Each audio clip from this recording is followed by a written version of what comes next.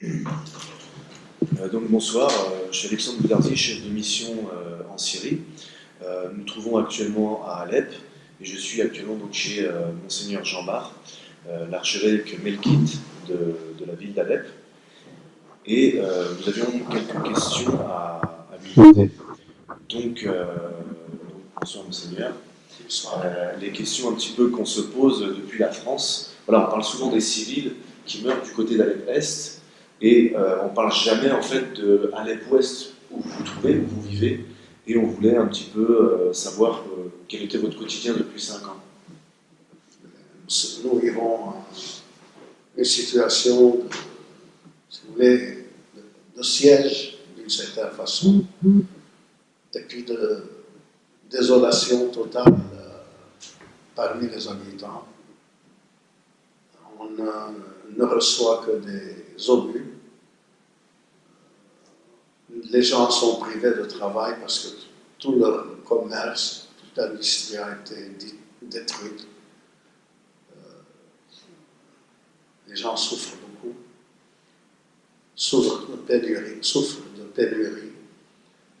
de terreur, souffrent de sentiments de désastre, d'un désastre qui leur arrive. Et ils ne savent pas comment envisager leur lendemain. Beaucoup ont dû fuir pour être en sécurité, ou bien pour espérer d'avoir un meilleur avenir pour leurs enfants, peut-être. Nous essayons, nous autres, de faire tout ce que nous pouvons pour les secourir, les soutenir, leur donner de l'espoir, leur donner des raisons de continuer à résister dans la ville, qui est une ville plurimillénaire. La ville d'Alep a 7000 ans au moins d'âge. Nous avons des preuves qu'elle existait déjà il y a 7000 ans, encore un peu plus. Elle a 2000 ans de christianisme. C'est une ville qui est pétrie de civilisation, de culture et de convivialité. Une ville où les chrétiens sont des chrétiens fidèles qui aiment leur Église, des chrétiens qui ont hérité d'un patrimoine religieux, mais aussi un patrimoine humain et culturel extraordinaire, et qu'on trouve maintenant en une situation pitoyable. On ne parle pas de nous parce que nous sommes sous l'autorité du gouvernement.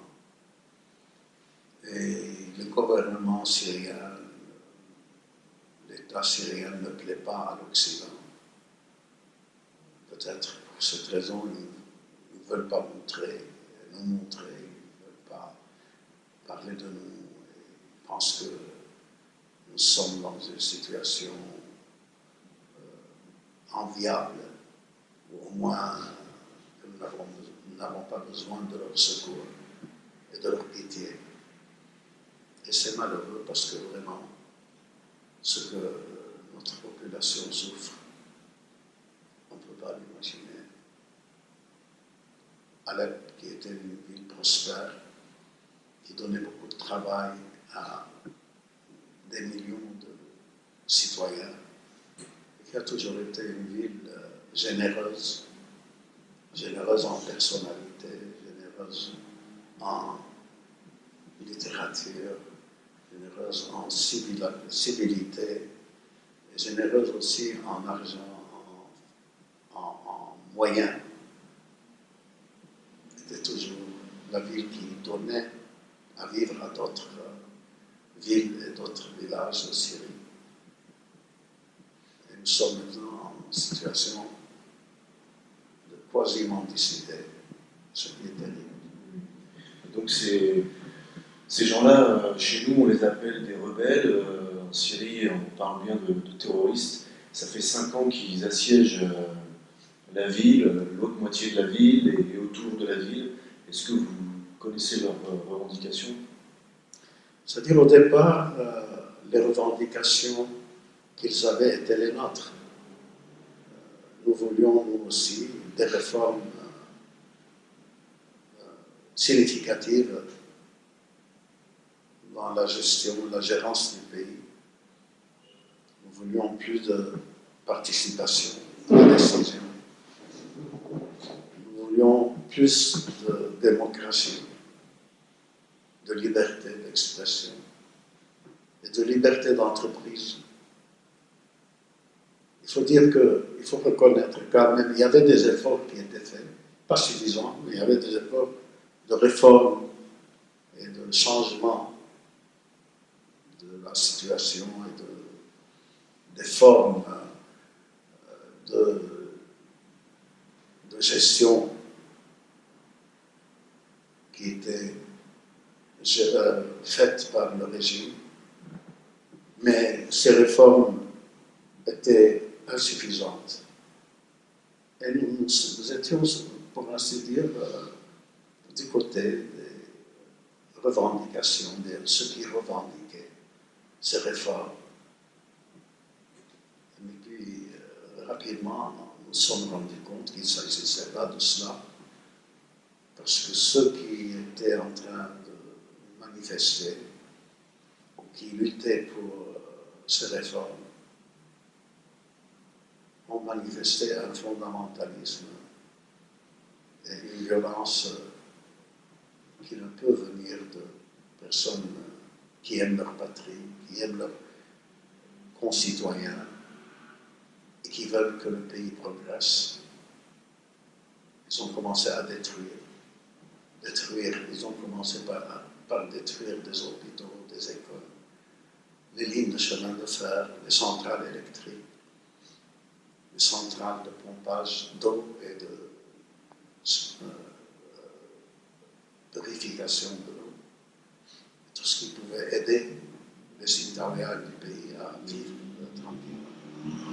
Et puis, ce qui nous a mis à l'écart, nous a poussé à nous éloigner du mouvement,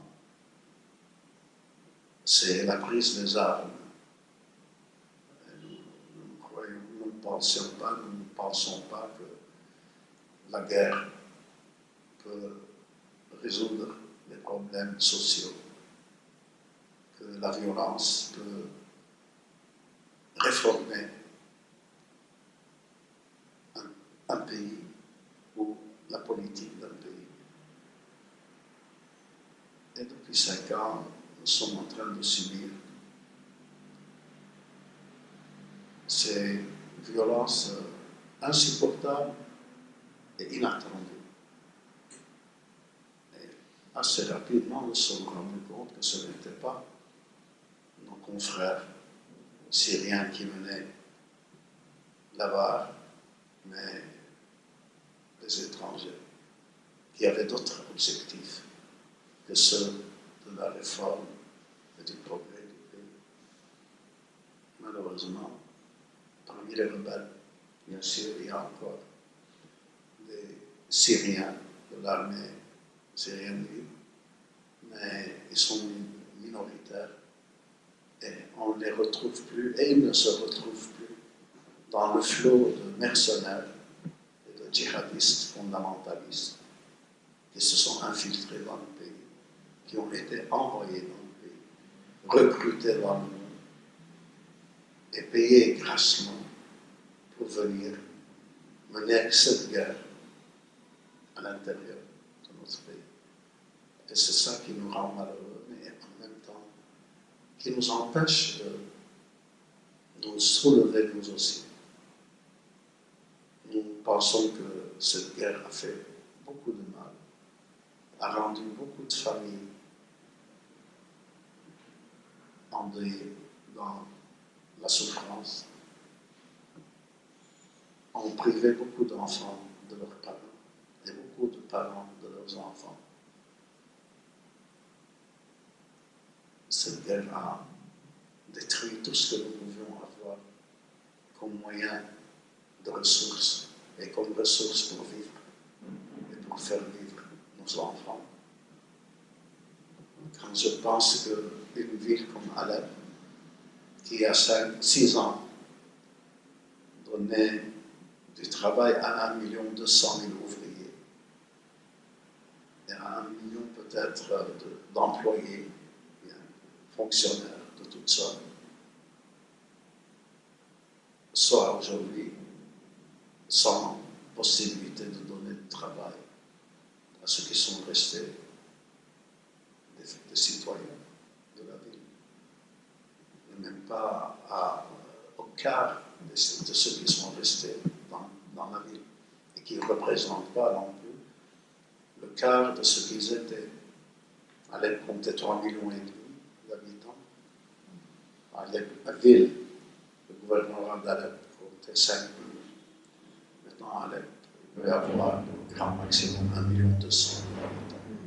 C'est ce qu'on dit ici. Et c'est malheureux. Et c'est ça notre grand malheur. Nous avons vu ce pays, nous avons vu cette ville aller de l'avant depuis une trentaine, une quarantaine d'années, progresser d'une façon formidable et remarquable. Et puis tout d'un coup, tout court. Depuis une dizaine d'années maintenant, nous voyons partout des institutions modernes s'établir.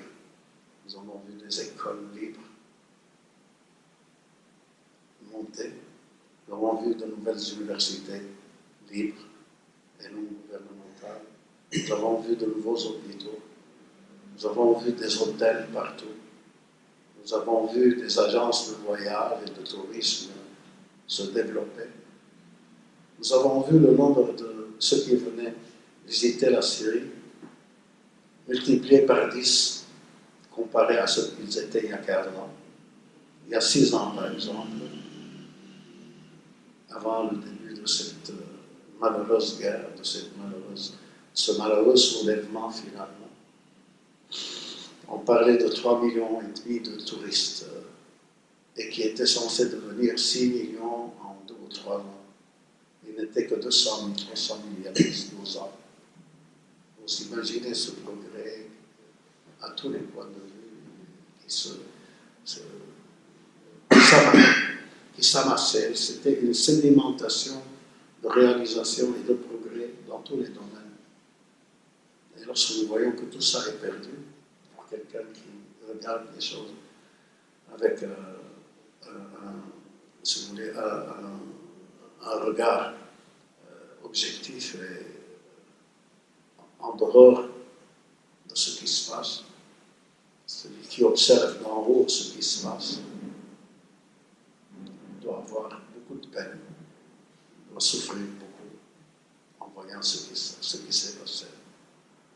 Nous autres qui ne sommes pas impliqués ni d'un côté ni de l'autre dans un sens, sommes impliqués dans notre appartenance au pays, à la patrie, à la nation.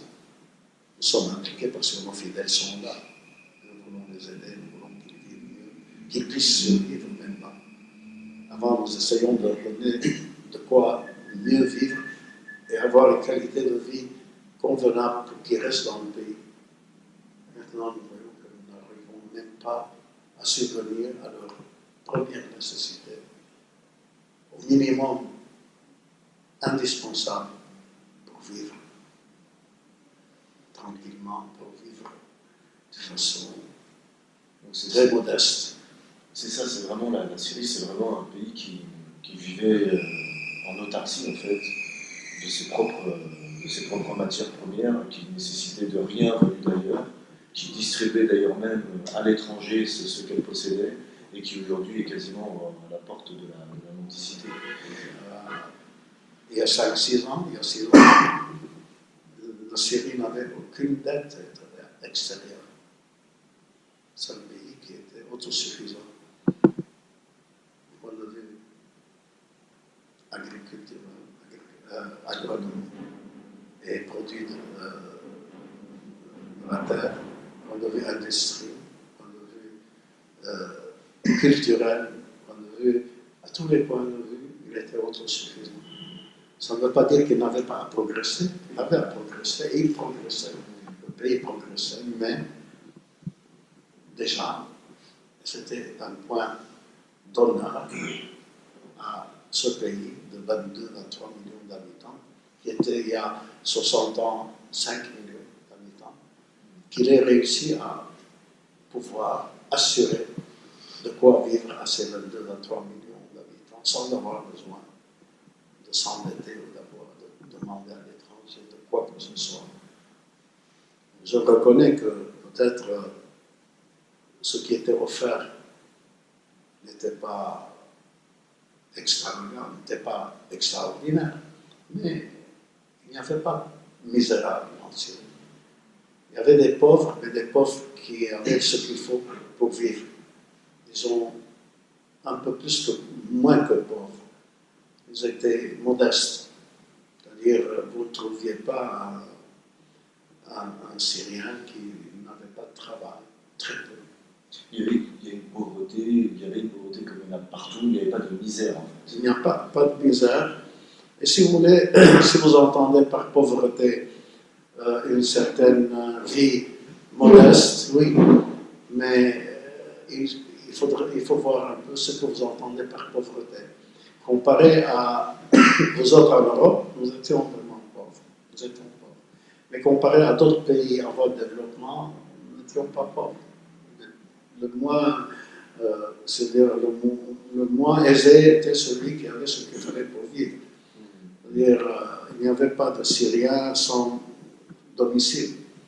Il y avait des maisons partout. Chacun avait sa maison, sa famille. Il y avait l'école gratuite, il y avait les soins médicaux gratuits.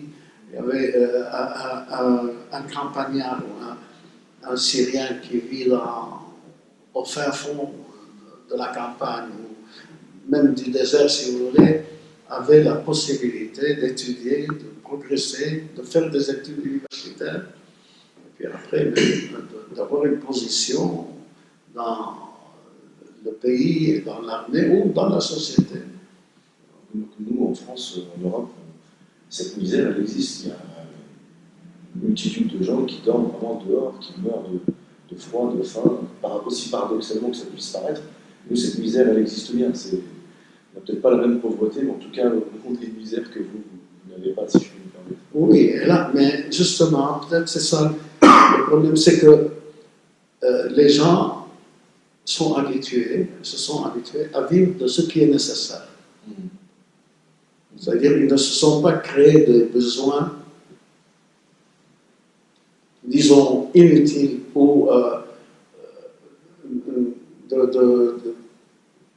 des besoins qui ne sont pas nécessaires. Alors, bien sûr, ils avaient ce qu'il fallait pour vivre, manger, s'habiller, étudier et tout ce que vous voulez, mais ils n'avaient pas beaucoup plus. Et je crois que, et en cela, avec cette sécurité, soins médicaux et autres, ils pouvaient être considérés comme des personnes qui vivaient modestement, mais dignement, sans avoir besoin de mendier, sans avoir besoin d'aller voler de l'argent, pour vivre. Et là, c'est ça qui est un grand malheur, c'est que maintenant, on ne sait pas comment on va faire pour pouvoir redonner à ces populations, le minimum dont elle aura besoin pour pouvoir aller de l'avant et vivre dignement. Je ne sais pas, et ça c'est le grand malheur, c'est ce qui nous coûte le plus, ce qui nous fait souffrir le plus. Justement, Monseigneur, en fait, tout à l'heure, vous parliez justement de ces Syriens qui se sont perdus et qui sont justement de l'autre côté, cette minorité qu'on peut encore appeler l'armée syrienne libre, qui sont une minorité dans cette masse en fait de djihadistes venus de 80 et 85 pays étrangers. Qu'est-ce que vous auriez envie de leur dire en fait à ces gens-là, à ces Syriens? Tout ce que je peux leur dire, c'est que s'ils peuvent rejoindre les zones où ils peuvent trouver la sécurité et la liberté de vivre comme ils veulent, c'est bien, ce serait bien pour eux. Mais sinon, je les comprends parce qu'ils sont pris au piège et ils ne peuvent même peut-être pas quitter là où ils sont parce qu'ils peuvent être descendus, ils peuvent être visés. Et je leur dis patience, patientez et nous prions pour vous et priez pour nous prions ensemble pour que cette guerre finisse et que nous puissions nous retrouver et nous rencontrer de nouveau et continuer notre marche ensemble pour un mieux-être pour tous, pour un pays plus ouvert et pour une société plurielle où nous pouvons vivre tous côte à côte dans une atmosphère d'amitié et de fraternité, comme cela a été toujours le cas en Syrie. Nous avons toujours vécu en frères, entre musulmans, chrétiens, druzes, alaouites, kurdes et toutes les autres dénominations qui composent cette société plurielle. Et nous souhaitons que bientôt cette guerre finira et que nous pourrons ensemble reprendre cette marche dans une atmosphère de sérénité et de sécurité que nous nous donnerons les uns aux autres en nous respectant les uns et les autres et en acceptant que l'autre puisse être différent de moi et que je le respecte parce qu'il a fait ses choix et parce qu'il respecte aussi, lui, il respecte les lois, il respecte la citoyenneté, respecte la démocratie et accepte que d'autres soient différents de nous, mais qui sont, même dans leurs différences, semblables à lui dans leur citoyenneté et leur fidélité à leur pays, à leur patrie.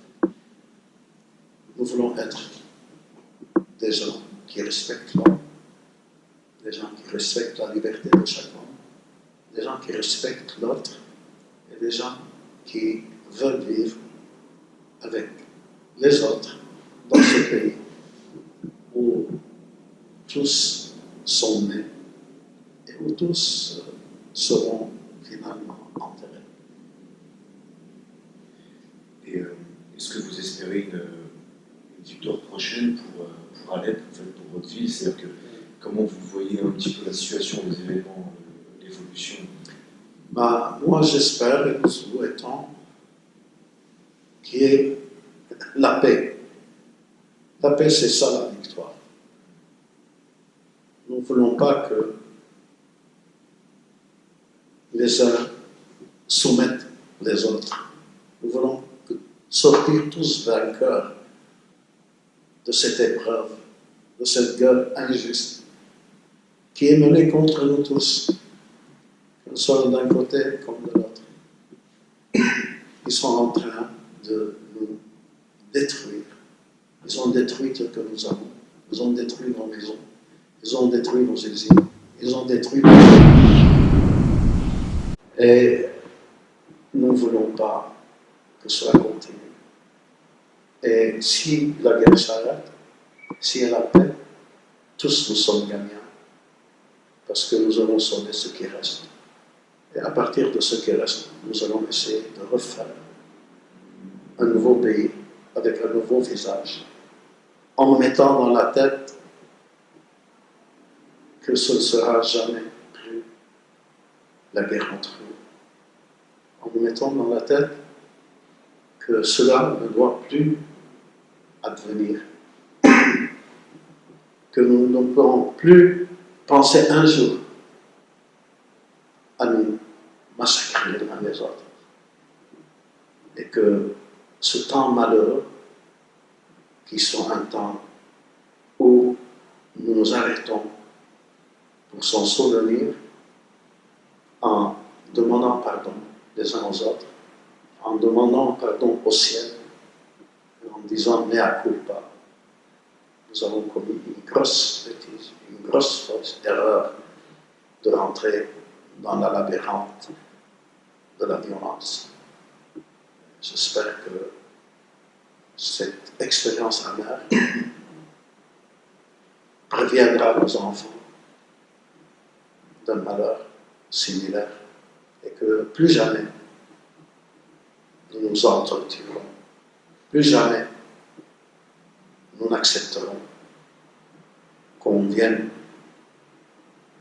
mettre la dissension entre nous et mettre la guerre entre les frères que nous sommes. Et Monseigneur, si demain libération il y a, et on le souhaite évidemment le plus vite possible, quel serait le défi en fait pour vous? Le grand défi, soyez certains, ne serait pas de rencontrer l'autre. Déjà, nous avons de très bonnes relations avec nos frères musulmans qui sont très nombreux à Alep, ouest par exemple, ou dans les zones où il n'y a pas de guerre.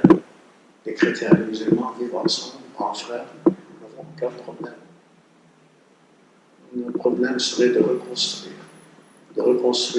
l'homme, de reconstruire cette confiance de l'homme en soi-même, cet espoir d'un avenir meilleur, de reconstruire ce qui a été détruit, de redonner courage aux jeunes pour qu'ils persévèrent et continuent et qu'ils pensent et qu'ils réalisent et qu'ils soient convaincus que nous pouvons refaire notre pays.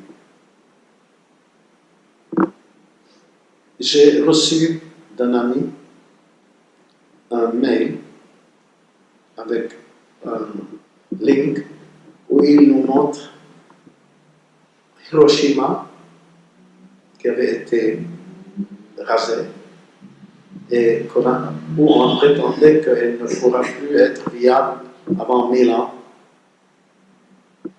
En 60 ans, 65 ans, elle est redevenue une ville merveilleuse, une des plus belles villes peut-être du Japon.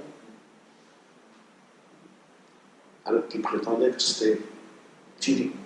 Alors si Hiroshima, avec tout ce qu'elle a eu, avec tout le mal qu'une bombe atomique peut générer, et tous les risques qu'elle présentait, a pu sortir de ce gouffre, de son enfer, pour resplendir plus nous autres, nous pouvons espérer qu'en peu d'années, nous pouvons reconstruire notre vie et nous pouvons faire de cette ville une ville merveilleuse.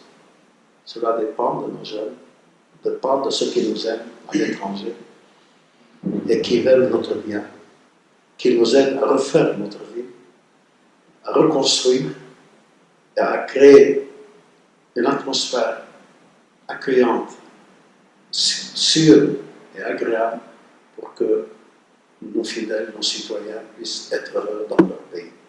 Et là, j'appelle tous nos amis et tous ceux qui nous veulent du bien à l'étranger. Faites tout ce que vous pouvez pour arrêter cette guerre, mais aussi faites tout ce que vous pouvez pour nous aider à rester dans le pays, et à continuer à vivre dans ce pays et à refaire de ce pays le pays que nous souhaitons, pour ne pas que nous ayons à penser à quitter pour trouver un lieu meilleur. Notre pays est un pays qui est agréable, qui est accueillant, qui est finalement le berceau des civilisations et le berceau du christianisme.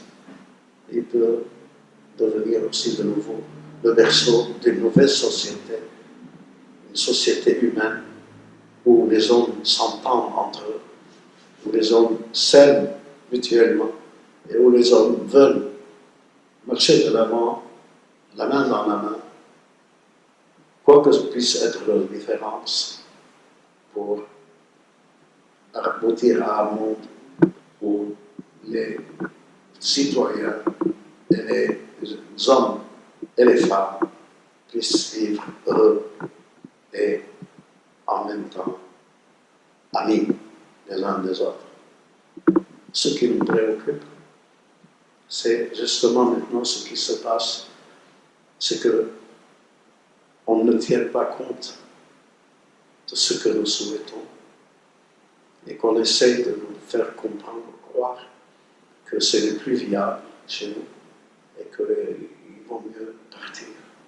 Il y a beaucoup de jeunes, beaucoup de gens chez nous sont partis. Et c'est peut-être aussi grave, sinon plus grave, que toutes les destructions qu'il y a.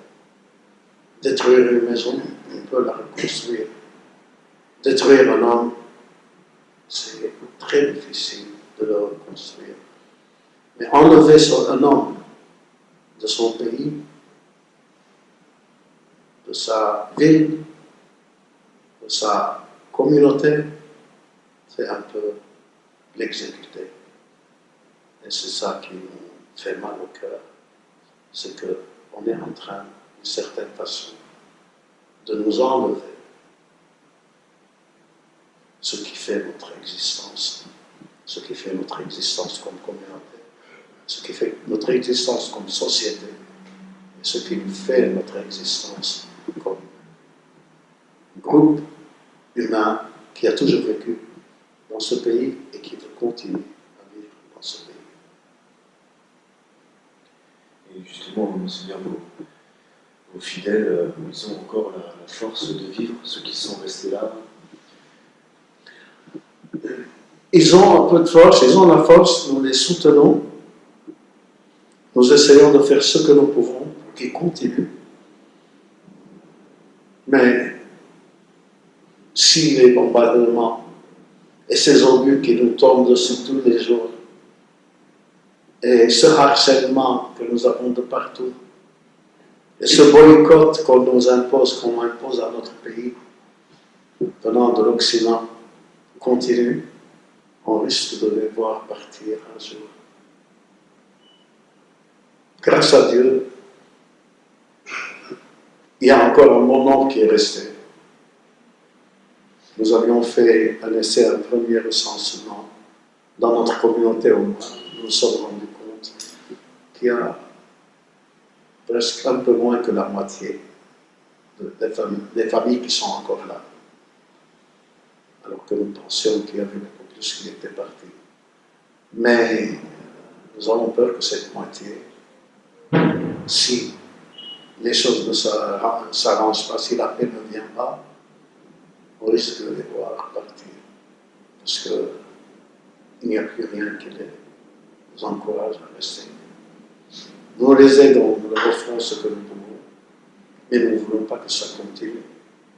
Parce que nous considérons que nous devons, et nos fidèles doivent vivre de leur travail, et qu'il n'est pas bon de vivre des aumônes ou des aides qui viennent de l'étranger. Il n'est pas bon pour un homme d'être dépendant d'une famille, de devoir attendre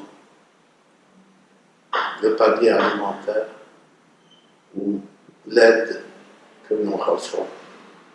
Nous avons toujours été un peuple fier, une société ouverte mais courageuse et qui a toujours compté sur son travail et sa production pour pouvoir éduquer et donner de quoi vivre aux enfants, à leurs enfants. Nous n'avons jamais eu besoin de qui que ce soit. Sinon, la grâce de Dieu, bien sûr, on en a toujours besoin. On en a eu, on en a besoin aujourd'hui, on en aura demain.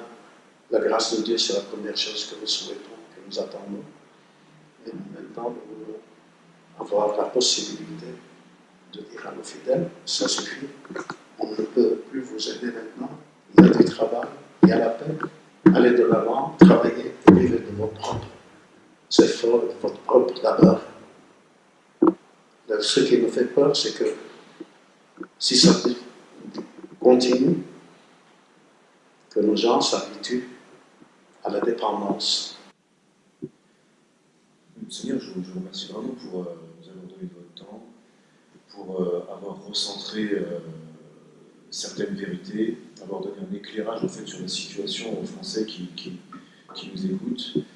Je vous remercie vraiment pour tous les efforts que vous faites pour vos paroissiens, pour votre ville, pour votre pays, et ce message d'espoir que vous donnez. Et j'aurais voulu, j'aurais souhaité que vous puissiez terminer en donnant un message en fait aux Français. Est-ce que vous auriez quelque chose à leur dire? J'ai à leur dire, premièrement, un grand merci pour tous ceux qui sont en train de nous soutenir, de nous aider. Ceux qui sont en train de nous aider par leur position, par les efforts qu'ils font pour persuader les décideurs, les politiques, de revoir leur politique à notre égard, et de voir comment rejoindre une paix, un compromis et une façon de nous sortir de ce marasme dans lequel nous nous trouvons. Je remercie aussi ceux qui nous aident financièrement, matériellement. Je remercie toutes les organisations qui nous aident. Il y en a plusieurs. En particulier, je dois dire que je peux parler de l'œuvre d'Orient, SOS Chrétien d'Orient, et peut-être Secours catholique un peu. Mais je dois dire que pour le moment, ce que vous faites est très important pour nous. Il nous aide à aider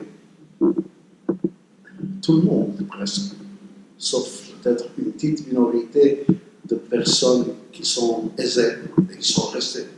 Parce que tous ceux qui sont riches sont partis. Alors, il y a la classe moyenne qui est maintenant devenue pauvre, et c'est cette classe qui nous apporte beaucoup, comme toutes les autres, les plus pauvres aussi, mais ceci dans ces circonstances-là.